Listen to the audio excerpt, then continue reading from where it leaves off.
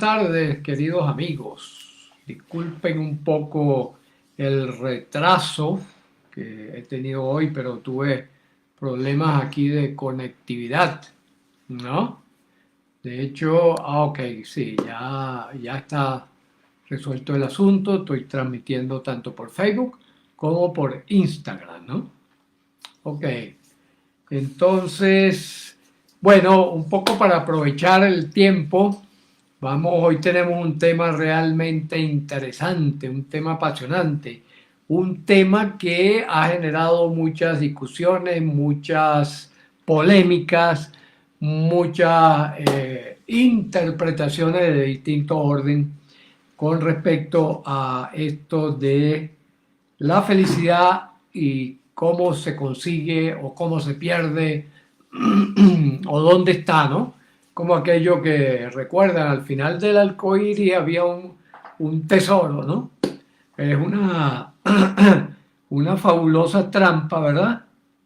Una fabulosa trampa, por cuanto, como es un fenómeno óptico, el arco iris, en la medida que uno se aproxima al lugar donde está el arco iris se desplaza, ¿no? Entonces hay mucha gente que dice lo mismo, afirma lo mismo con respecto a la felicidad, con respecto a ese estado que también empieza a escapársenos como el agua entre los dedos, ya que empezamos porque no hay un consenso, no hay una idea clara de qué es la felicidad. O sea, no hay un consenso, sí, no hay un acuerdo, el acuerdo social, ¿no? Eso es tan importante que en estos momentos se nos está escapando de las manos montones de acuerdos sociales que antes en algún momento estaban como muy claros o por lo menos estaban los deslindes muy bien hechos, ¿no? Y que ahora pues por toda esta onda de posmodernismo donde unos dicen que sí, que se trata de un plan de un grupo de poderosos que mueven los hilos por encima y mientras que otros dicen no, eso no, eso es totalmente falso, en fin, opiniones, opiniones y opiniones. Un gran abrazo a todos los que se están incorporando, tanto por acá por Instagram como por acá por Facebook. Eh, bueno, entonces, este, ¿cuáles, ¿cuáles son los hechos? Para que empecemos a hablar claro. ¿Cuáles son los hechos?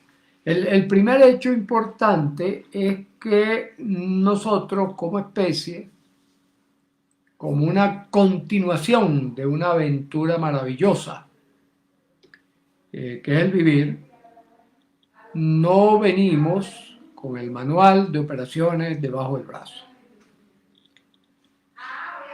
Jorge, la comunidad Un Pacto para Vivir. Bienvenido, Jorge. Pues aquí está, esta es tu casa también. Así como Un Pacto para Vivir es mi casa, tu casa también, Jorge, es esta, hablemos claro, ¿no? Un gran abrazo también para Mike Walida, que está incorporándose y mandas un mensaje por acá, ¿no? Igual los que están por allá por Instagram, que va entrando gente y se me va corriendo el cosito este, ¿no? Fernando, por supuesto. Entonces, el asunto es que al no venir con el manual de operaciones debajo del brazo, hemos tenido que ir construyendo, como construir un edificio, como construir, yo lo llamo ahora el Burj Khalifa. Burj Khalifa es el edificio este que está en Dubái, que es por ahora el edificio más alto del mundo. Ya están construyendo otro que está planificado para ser más alto que este, y en China también están construyendo otro, de tal manera que fíjense, esto es bien importante. ¿Por qué? Porque habla de lo provisional, que son los conceptos, que son las ideas, que son las interpretaciones. Provisional. Un abrazo para Danis. Gracias. Fíjense, entonces el Burj Khalifa es una estructura pues muy congruente, muy coherente, que hace que ese edificio que tiene ya no sé cuántos pisos, más de 800 metros de altura, casi 900 o algo más de 900, es decir, se acerca al kilómetro de altura, ¿no? Ha sido construido y provisionalmente por ahora, a lo mejor en este mismo instante ya está quedando obsoleto, ya está quedando un poco atrás, ¿no? Como el edificio más alto del mundo. Entonces, lo mismo pasa con todas las cosas, con todo, con todo. Charles Sanders Peirce, que es uno de los lingüistas más importantes, uno de los padres de la lingüística y también del conocer científico, el filosofar sobre la ciencia, de la epistemología, decía, todo conocimiento científico es parcial y provisorio. ¿Ya? Y esa es la gran distinción, por ejemplo, con los pensamientos de tipo dogmático. Porque el pensamiento dogmático se mantiene incólume a lo largo del tiempo. Pero el conocimiento científico, el conocimiento que nos aproxima a nosotros como seres racionales y como seres interpretantes de la realidad, está cambiando constantemente y está fluyendo, sí, en una dirección. Cada vez descubrimos más acerca de la naturaleza, acerca de nuestra propia naturaleza, pero todavía es una novela inacabada y probablemente sea inacabada por mucho tiempo, si es que seguimos acá, ¿no? ¿Ya? Entonces, ese punto es sumamente importante porque fíjense, el recorrido que quiero que hagamos hoy, Rocío, bienvenida, el recorrido que quiero que hagamos hoy es por una serie de aportes de distintos personajes que han contribuido a que nos entendamos mejor, a que podamos proceder mejor y a que conozcamos más nuestras reales potencialidades, cuáles son nuestras posibilidades y oportunidades que nosotros tenemos como seres de hacer cualquier cosa que sea. Ese es el planteamiento científico. Y que nosotros, en este caso en el Colegio Neurocódex, estamos trabajando para que podamos con eso abarcar ese término escurridizo que llamamos felicidad. Y decidimos llamarlo, para ponerle un apellido, felicidad auténtica y extrema. Auténtica significa que tenemos todos en común que sí pudiésemos llamar felicidad. Extrema, la máxima felicidad alcanzable. Y eso nos obliga a definir felicidad. Pero antes de definir felicidad, yo voy a introducir algunos conceptos fundamentales que han pasado por la prueba del tiempo y de la experimentación. Las dos pruebas más contundentes que la ciencia tiene para asegurarse de que lo que estoy diciendo tiene una base sólida, ¿no? Fíjense, hemos ido elaborando una lista en el equipo Neurocódex, una lista de esos aportes. Entonces, fíjense, con respecto de la naturaleza, hay 10 aportes que hemos recogido que son muy contundentes y muy orientadores. Y acerca de nosotros mismos, acerca del humano, hemos recogido 24 principios, también bastante sólidos, que nos sirven para nosotros poder apuntar hacia la felicidad. La primera cosa importante entonces es definirla. ¿Qué es la felicidad? Un sentimiento. Un sentimiento. Ahora, ¿un sentimiento de qué? Fíjense que esto es muy interesante porque normalmente cuando uno le pregunta a una persona ¿cómo es la ira? dice, bueno, siento un calorón, me pongo furioso, los ojos se me abren, la cara se me contrae y me dan ganas de matar. Tú dices, wow, qué buena definición, ¿verdad? Pero cuando tú le dices a una persona, ¿cómo es el bienestar? ¿Cómo sabes tú cuando tú tienes bienestar? Empieza a titubear, empieza a titubear. Entonces, eso es interesante porque fíjense que nuestro cerebro, nuestra mente-cerebro, se inclina a cuidar más lo negativo que lo positivo, lo impactante que lo que fluye normalmente, ¿no? Y eso tiene una razón de ser. La razón de ser es que lo primero que nosotros tenemos que garantizar es la sobrevivencia. Antes que toda cuestión, lo primero que nosotros hemos de garantizar es seguir viviendo. Entonces, ante peligros que ponen en cuestionamiento ese seguir viviendo, respondemos con emociones. Emociones que normalmente nos sirven para escapar de una situación y ya, pero que quedan grabadas internamente, asociadas con la posibilidad de descubrir qué es lo que me puede afectar y qué es lo que no me puede afectar. Y aquí entro, Dani, un poco en tu consideración. Nos dice Dani, la felicidad extrema sería una forma de eustrés. Yo deduzco que sí. ¿En qué sentido? Que este estado de bienestar es un estado permanente, no es un estado como la mayoría de las emociones que fluctúan, ¿no? Por ejemplo, cuando nosotros decimos, la estamos pasando bien en una fiesta, y decimos, soy feliz, en este momento soy feliz. ¿Mm? Pero cuando uno pregunta un poco más, uno le dice, ¿cuáles son las razones para ser feliz? Uno habla de cosas estables, que están estables, que se mantienen en el tiempo y sobre todo que se mantienen en la expectativa que nosotros tenemos acerca de que se van a mantener y vamos a seguir siendo felices. O sea, vamos a seguir experimentando ese gusto, esa satisfacción, ¿no? Jorge, sí, la felicidad no es una decisión, sí, es una decisión sentimental. ¿Mm?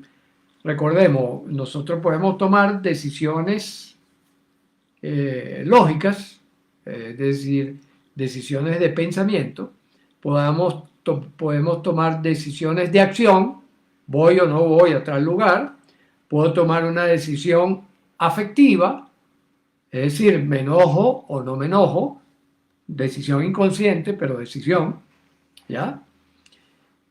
Entonces puedo tomar la decisión de experimentar satisfacción por el historial que voy llevando en mi vida en función de los propósitos fundamentales que le he asignado a la vida. Por eso es que se nos hace tan complejo el asunto de la felicidad, ¿ya? Tal como la concebimos nosotros en Neurocode, ¿verdad? Que es esa satisfacción del historial de vida, la hoja de vida, donde puede haber 1.000.000 de tragedias, ¿por qué no? 1.000.000 de momentos dolorosos, ¿por qué no? Pero que yo digo, esta vida vale el esfuerzo que hago para estar aquí y eso me produce una satisfacción básica, un eje de satisfacción. A eso es lo que nosotros definimos en el equipo Neurocodex como felicidad auténtica y extrema. Es decir, cuando usted esa satisfacción la lleva al mismo instante de su muerte, ya sea proyectada o ya sea que esté ocurriendo, y usted diga, valió la pena, valió la pena, tengo una profunda satisfacción porque valió la pena, usted ha llegado al extremo de la felicidad. Ahí usted llegó al extremo de la felicidad. Si nosotros nos podemos aquí como grupo, ¿no? Este grupo que estamos reunidos en esta mesa tan hermosa, ¿verdad que es hermosa la mesa donde estamos reunidos? Me encanta esa pulitura que tiene. Aquí en esta mesa donde estamos reunidos, si podemos imaginar, oye, en el instante en que yo esté muriendo, diré eso. Y la respuesta es un sí contundente, usted está en felicidad auténtica y extrema. Un abrazo de vuelta para Maribel, ¿verdad? Si usted duda, está en camino. Si usted lo niega y dice esto es imposible, lo lamento mucho por usted porque se está perdiendo la aventura más maravillosa de la vida. No hay nada que supere a eso. No hay nada que supere a eso. Ya. Ahora bien, ¿cómo han contribuido millones de personas a enriquecer este concepto? Que es lo que vamos recogiendo en distintas leyes. Por ejemplo, fíjense, la ley de Heráclito. La ley de Heráclito dice, nunca la misma persona se baña en el mismo río. ¿Ya? Esa mesa nos engrandece cada día, dice Rocío. Qué maravilla, ¿verdad? Porque esta es la mesa de la felicidad auténtica y extrema, ¿no? Y además, como nos dice aquí Maigualida, feliz de compartirlo. Feliz de dejar un legado. Cuando la persona dice muero feliz, ¿por qué? Porque mi hoja de vida fue en función de mi propósito fundamental y además de que fue en función de mi propósito fundamental, dejo un legado. O sea, las generaciones que vienen, así como Heráclito, fíjense, Heráclito nos dejó este legado hace aproximadamente unos 2400 años, aproximadamente, 2400, 2500 años, que Heráclito hizo esa observación. ¿Cuál fue la observación que hizo? Vio que el río se desplaza, entonces decía, esta agua no es la misma agua que estaba ayer. Y yo soy la misma persona. Y yo no, porque entre ayer y hoy hay cosas que aprendí. Hay cosas que aprendí desde el punto de vista afectivo, que aprendí desde el punto de vista cognitivo, que aprendí desde el punto de vista motor, que aprendí desde el punto de vista de las relaciones humanas y de las relaciones con el mundo y con las relaciones con los demás. Fíjate que a propósito viene aquello Diógenes, que era un practicante del cinismo, lo que se llamaba el cinismo, ¿verdad? Y le decían de hecho Diógenes el cínico, porque él vivía burlándose de la gente que especulaba y decía cosas, particularmente Platón, ¿no? Y Diógenes decía, la vida más sencilla es la vida que te lleva a la auténtica felicidad. Eso era su máximo. Entonces un día él vivía en un tonel de esos abandonados y tal, y practicaba con sus discípulos, no tenía escuela, era el único de esos grandes filósofos de la antigüedad que no tenía una sede, sino que él iba por allí y decía que su sede era el aire, lo que él necesitaba era aire, él no necesitaba más nada, ¿no? Pero tenía una especie de escudilla, de esas naturales, de ciertos frutos que forman una escudilla, que era donde él tomaba agua. Y entonces él va caminando con sus alumnos por la orilla del río y ve a un niñito que hace un cuenco con las manos, toma agua y bebe. Y lo ve y dice, se voltea a los alumnos y le dice, señores, este niño me acaba de enseñar que me sobra algo, que yo tengo algo que no necesito. Y botó la taparita, botó la escudilla. Y a partir de ese momento empezó a beber agua, haciendo cuenco con las manos, ¿no? De tal manera que nosotros todos los días del mundo, a cada instante, el tren de las oportunidades pasa ante nuestros ojos. Si nosotros no vemos el tren, si nosotros no oímos el pito del tren, o si no nos montamos a tiempo, ya eso Es responsabilidad nuestra y nos toca esperar el próximo tren. ¿Qué vendrá? ¿Qué vendrá? ¿No? Jorge nos dice que justo ayer lo pensó y se dijo, sí, moriría feliz. Ok, exacto. Entonces, ¿qué significa eso? Frente a la ley de Heráclito. Ok, que siempre tenemos oportunidad. Que esta conversación que estamos teniendo ahorita, en este instante acá, por esta vía, en esta mesa hermosísima, tenemos la oportunidad de poner un granito de arena o una piedra gigantesca en pos de nuestra felicidad auténtica y extrema. ¿Ya? Eso nos dice la ley de Heráclito. Fíjense qué interesante, 2400 y pico de años, ¿no? Fíjense, hay otra ley, porque son muchas leyes, pero yo voy a entresacar aquellas que nos dan pistas para ir a la felicidad.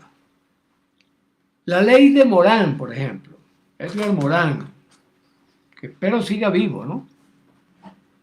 Él dice, la vida está tejida, cosa que los que han estado aquí anteriormente saben que es una de las cosas fundamentales para nuestro trabajo, ¿no? Que la vida está tejida. Es decir, durante muchos siglos, y todavía hay gente que lo piensa así, nosotros pensábamos que nosotros estábamos fuera de la naturaleza, que la naturaleza estaba puesta para nosotros, los humanos, que nosotros éramos una hechura a imagen y semejanza de Dios. No, nosotros estamos incluidos dentro de la naturaleza. O sea que nosotros estamos hechos a imagen y semejanza de la piedra. De esa piedra que navega por el espacio. La naturaleza nos contiene, nos aporta la energía que necesitamos para que cada día podamos hacer lo que hacemos. Esa es la realidad de los hechos, que estamos tejidos con la naturaleza. Por eso es que estamos pagando tan carito el haber creído que nosotros éramos unos seres especiales y que lo sabíamos todo. ¿Ya? Toda la situación ahorita de la globalización, bueno, todos los problemas del medio ambiente, etcétera, etcétera. Hemos encontrado que gran parte es por la ignorancia nuestra cuando decidimos usar determinadas cosas a las cuales nosotros pertenecemos y no que ellos nos pertenecen a nosotros. Nosotros pertenecemos, por ejemplo, a los mamíferos. Por lo tanto, nosotros pertenecemos a los animales terrestres.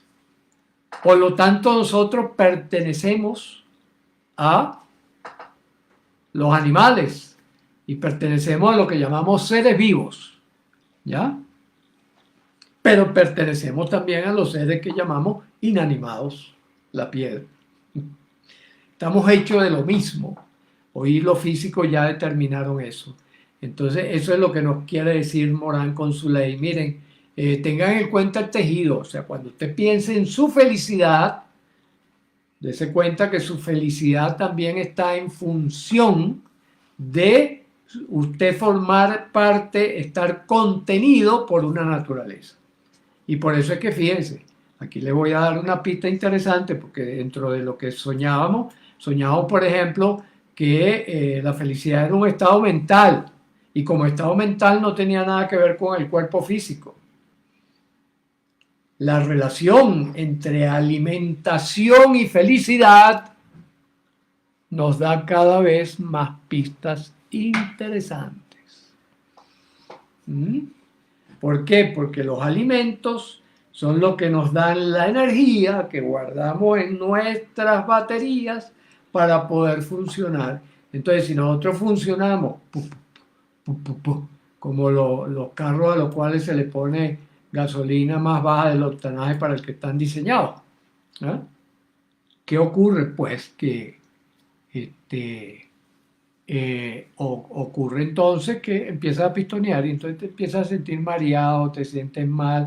Entonces, sentir la firmeza de la felicidad tiene que estar muy bien enclavada para tú soportar, por ejemplo, una enfermedad. Y no deprimirte, sino decir, bueno, vamos a ver cuándo yo lo puedo hacer. Aquí me dice que alguien quiere participar. Vamos a ver. Ok. Fíjense, por ejemplo, esta otra cuestión, ¿no? La ley de Levi-Strauss, muy importante la ley de Levi-Strauss, porque ¿qué dice? Hay categorías de cosas y los casos son la infinita variedad de lo mismo. Y esto sirve de base a todo lo que puede ser el conocimiento científico, ¿no? En el sentido de que, como en la ciencia, que es lo que buscamos, los mecanismos. ¿Cuáles son los mecanismos que hacen que se pueda operar el fenómeno que yo estoy analizando, ¿no? Entonces, por ejemplo, ¿cuáles son los mecanismos de la felicidad? Ya vimos, alimentación.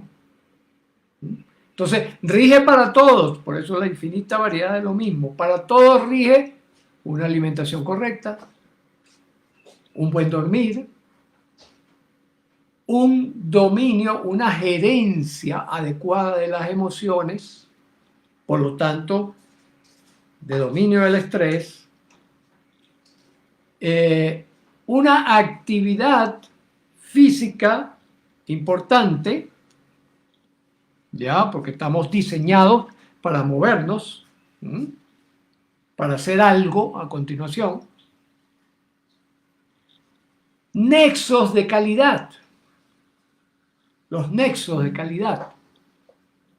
¿Por qué? Porque los nexos de calidad te dan un marco afectivo, te dan una posibilidad de desenvolvimiento. Y después, autoanálisis. Autoanálisis. Quitarse el SIDA mental de la cabeza y sustituirlo por la vacuna. Recuerdo rápidamente. SIDA mental, soberbia, ignorancia, desmesura y autoengaño. Vacuna, trabajo de grupo, estudio, indagación. Recuerden que estudiar es indagar, es buscar, es estar siempre puesto en la ley de Heráclito, ¿no? Nunca la misma persona se baña en el mismo río, ¿no? ¿Ah? Y humildad frente a la soberbia.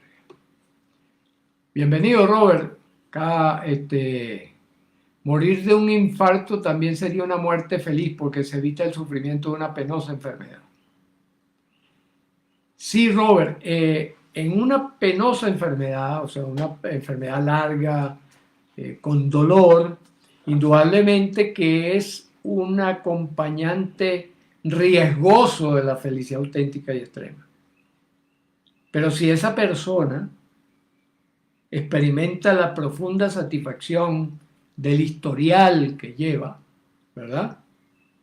El dolor se puede minimizar de muchas maneras. Y aun cuando esté allí presente, puedes experimentar la felicidad auténtica y extrema. Hay casos, por ejemplo, los invito a que busquen a uno de los, quizás el más grande terapeuta que ha pasado sobre este planeta, que se llamó Milton Erickson. Milton Erickson fue una persona que sufrió un polio terrible a sus 18, 17, 19 años, que lo acompañó toda la vida con dolores terribles y que le repitió en esta edad adulta. Uno de los poquitos casos de personas que le ha repetido el polio. Y entonces en sus últimos años estaba confinado en una silla de ruedas y desde esa silla de ruedas regalaba felicidad. Con los dolores y todo, y los dolores terribles. Lo mismo podemos decir de Sigmund Freud, ¿no? Que en Incluso hay un video, también le sugiero, vean ese video interesante, el único video que hay aparentemente sobre Sigmund Freud, es ya en edad bastante avanzada, donde él sí experimenta la satisfacción de que le costó muchísimo, muchísimo, muchísimo, muchísimo convencer a la gente, pero que terminó siendo reconocido. Entonces, ese reconocimiento para él fue suficiente para experimentar esta definición de felicidad que estamos proponiendo, ¿no? Más igualdad, las relaciones sociales, por supuesto. Estrella dice aquí, gracias, milagro, puedo contactarme. No entiendo. Ok. Bueno, en todo caso, esa es un poco la idea, Robert, ¿no? Por supuesto, hay quien muere como murió, por ejemplo, alguien que murió en la tranquilidad de su cama, convencido de que había dejado un legado y una obra estupenda, fue Miró, pintando su cuadrito, llegó la noche, se acostó, no se despertó. ¿Ya? Personas que se han despedido. Por ejemplo, acá en Ecuador tenemos un caso bien interesante, que es el de la doctora Vera Con. Vivió 101 años. Y una semana antes de irse, como ella misma decía, fue a despedirse de sus amigos, invitó a algunos amigos a su casa y tal, y dijo, la semana que viene me marcho.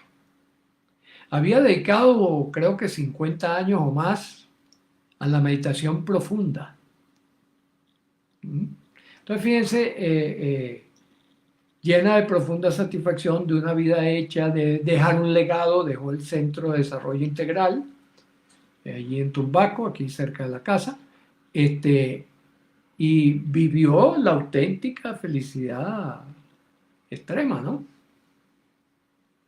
Por la manera como se comportaba, por la manera como hablaba, por lo que decía.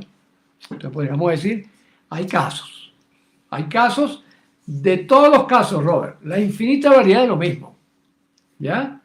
Quien tiene ese pilar sólidamente instalado es capaz de pasar por encima de cualquier cosa, ¿no?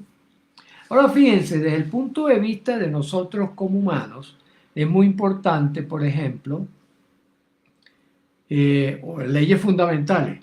La ley de Jackson. Jackson fue quien hizo las primeras descripciones interesantes del cerebro, de las partes del cerebro, y que se terminó de convencer de que allí estaba el centro de operaciones. Allí estaba el comando. Allí estaba el Pentágono. ¿Ya? Y la ley de Jackson la recogemos con lo siguiente. El cerebro es el órgano encargado de la función decidir. Volviendo atrás al amigo Jorge, ¿no? Decidimos con el cerebro. Ahora, el cerebro no decide solo. Consulta.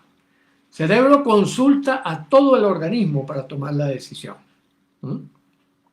Recordemos, decisiones de pensamiento, cognitivas, decisiones afectivas, decisiones motoras, decisiones de interacción humana.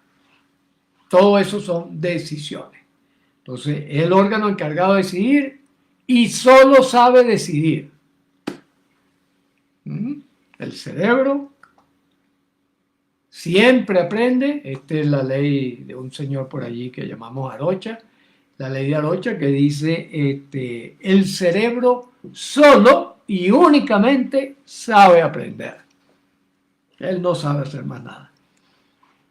Está diseñado para eso. Y a partir de lo que ha aprendido, decide. Y como estamos constantemente, según Heráclito, ¿verdad?, aprendiendo, eso se está modificando. Robert me dice, usted tiene una apariencia de acento venezolano, jamás de ecuatoriano. Bueno, vivo en Ecuador, Robert. Sí nací en Venezuela, viví muchos años en Venezuela. Mi cédula dice nacionalidad venezolano. Yo aspiraría a una cédula que en algún momento diga lugar de nacimiento, planeta Tierra. Y si ya hay otro lugar de nacimiento, sistema solar. Y si ya hay otro lugar de nacimiento, la galaxia Vía Láctea. Ese es mi sueño. Ese es mi sueño. ¿Por qué? Porque reconozco estos universales. Reconozco que detrás de cada una de esas etiquetas hay un individuo que tiene un conjunto de leyes que rigen su comportamiento, quiera o no quiera. Porque vamos a la ley de Epp. La ley de Epp dice, neuronas que se disparan juntas, neuronas que se conectan. Y ahí está la base del aprendizaje, de la ley de Arocha, ¿verdad? Está detrás de eso. Es que el decir, en la medida que nosotros vamos viviendo, vamos conectando una cosa con otra. Ya en otras oportunidades he hablado de esto con respecto a la publicidad, ¿no? Ese es el truco de la publicidad, esa es la esencia de la publicidad. Yo le quiero vender a esta persona esto y sé que le gusta esto. Entonces simplemente se las presento juntas.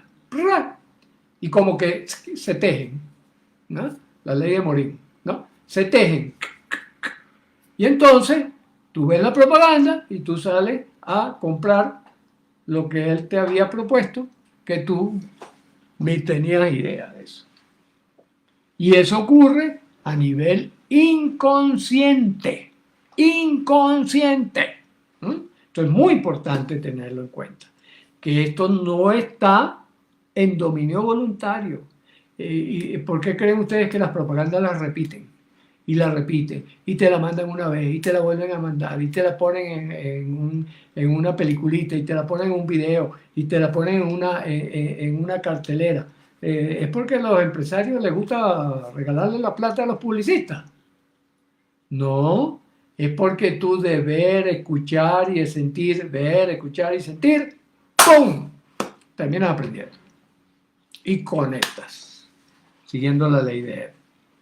Ahora, ¿cómo ocurre la ley de Epp? Con la ley de Bono.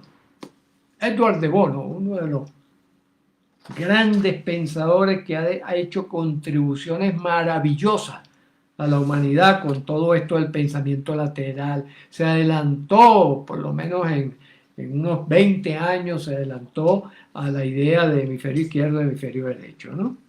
Con su propuesta del pensamiento lateral y después posteriormente con su propuesta de la lógica fluida, que es realmente espectacular.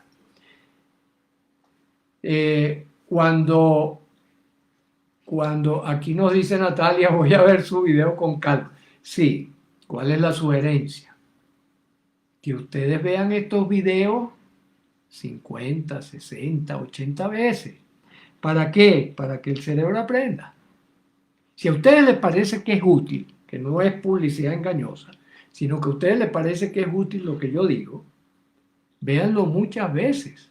Porque recuerden que la repetición, es decir, pum, se disparan juntas, pum, tienen que crear conexiones, no lo hacen automáticamente, no lo hacen, ¿cómo se llama? Cuánticamente, lo hacen molecularmente. Entonces, hay un proceso de acercamiento, Eso es lo famoso, aquellos 21 días, ¿de qué hablan, no? Los 21 días. Es un proceso de acercamiento, hasta que, ya sí, una vez que se enganchan, ya queda constituido, ya queda instalado en nuestro cerebro, ¿ya? Entonces, ¿qué dice la ley de Bono? Todo circuito neurológico crea redundancias y recursividades en su interior. ¿Qué significa? Que se paga y se da el vuelto. Cuando dos neuronas se conectan, pum, entre sí para hacer una función, las señales que envían a otros grupos neuronales para que continúen la conformación del circuito, va recibiendo constantemente información de realimentación. ¿Ya? Eso es muy importante, ¿no? Aquí nos dicen, ok, la felicidad es subjetiva.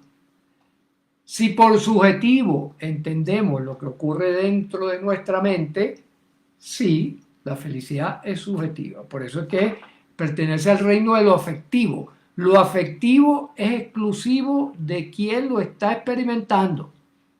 Ahora bien, a través del mundo material, de lo que llamamos la res extensa, o sea, lo que está allí afuera, la silla, la mesa, la cámara, etcétera, etcétera, a través de eso intercambiamos y alimentamos lo mental. Por eso es que nosotros teníamos, yo había puesto un cartelón cuando en la sede nuestra, la unidad de investigación sobre comportamiento humano, nosotros teníamos un cartelón, yo lo había escrito, que decía: no hay nada tan subjetivo como lo objetivo, ni nada tan objetivo como lo subjetivo. ¿Por qué? Porque cuando yo lo experimento, para mí es objetivo, ¿ya? Pero cuando lo comparto, es subjetivo para los demás, ¿ya? Entonces, lo objetivo es subjetivo en ese sentido, y lo objetivo y lo subjetivo es objetivo en el sentido de la vivencia personal. Ok, gracias Natalia. Rocío pregunta: ¿ese Arocha es usted? Sí, ese Arocha soy yo. Natalia, gracias por estos conversatorios. Ok. Entonces, fíjense, estas leyes se van montando una sobre la otra. La ley de Heráclito se nos monta sobre la ley de Morín, la ley de Morín se nos monta sobre la ley de Arocha, la ley de Arocha se monta sobre la ley de Epp, la ley de Bono se monta sobre la ley de Epp, y así sucesivamente, ¿no? La ley de Freud, sumamente importante. ¿Qué fue lo que el gran aporte que nos dejó, como yo lo llamo, el abuelo de todos, a Sigmund Freud, ¿no? El gran aporte fue: el inconsciente es el jefe. Así lo redactamos, pues, recogiendo la estructura básica de lo que nos quiso transmitir Sigmund Freud, ¿no? Que es lo fundamental, que el jefe es inconsciente. ¿Y qué significa que es inconsciente? Que yo no me entero de lo que está decidiendo, que él manda una minuta que a mí nunca me llega, pero que mi cuerpo obedece. ¿Ya? Fíjense que aquí también está el fondo de las enfermedades psicosomáticas.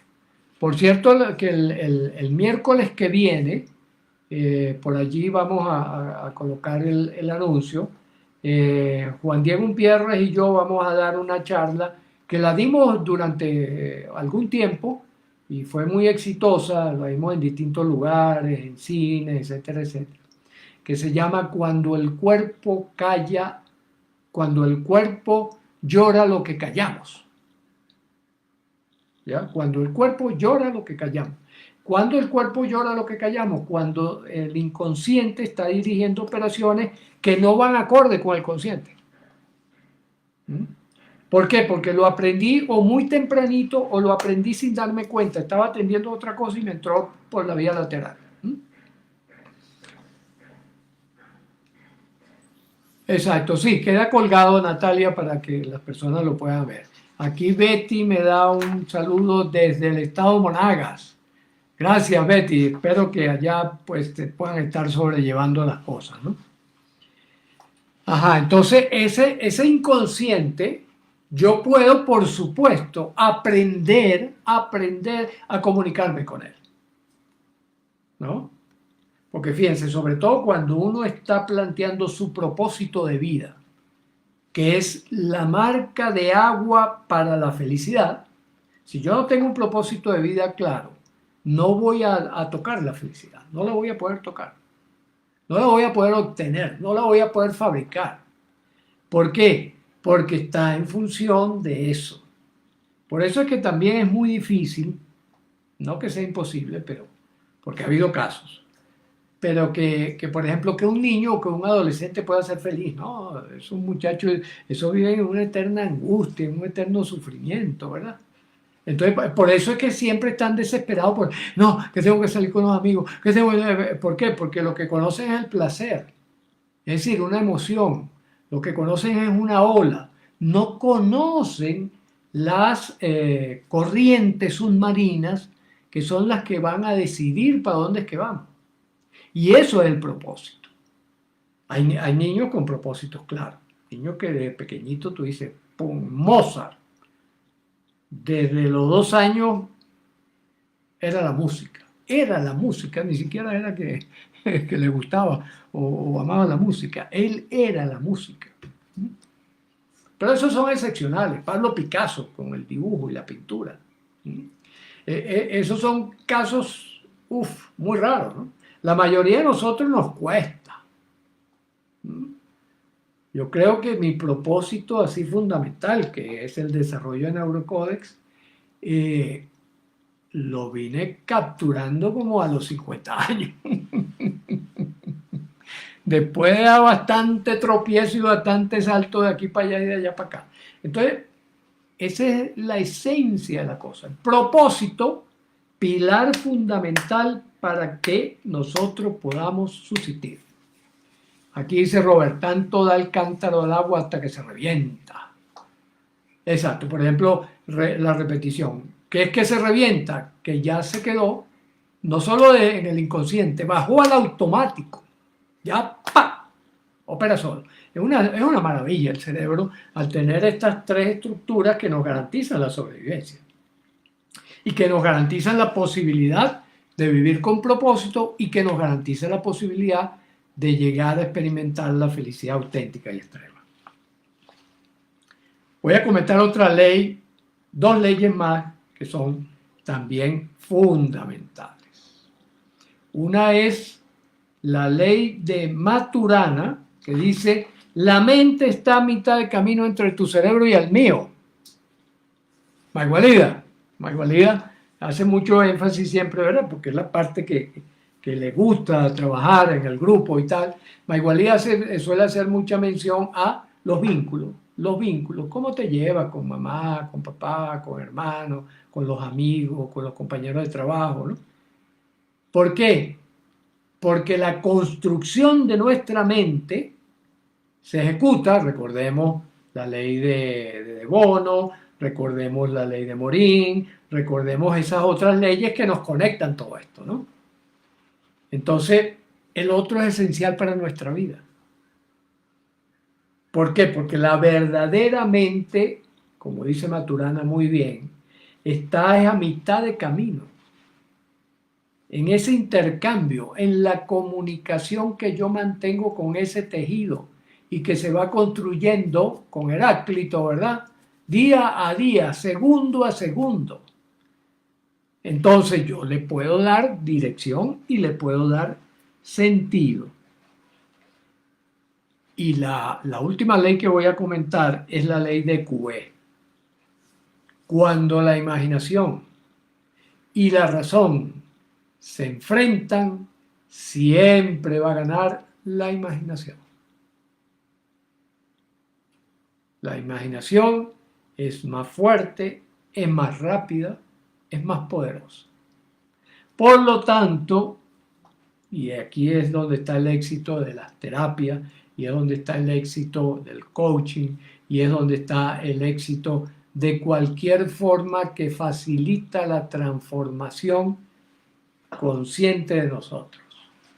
La imaginación es el punto intermedio entre lo que yo recibo de energía de fuera y mis memorias de pensamiento, emociones, sentimiento y acciones para devolverle información a mis órganos receptores y emisores de afuera para reconectarme con el mundo extenso, con lo que hay allá, más allá de mí.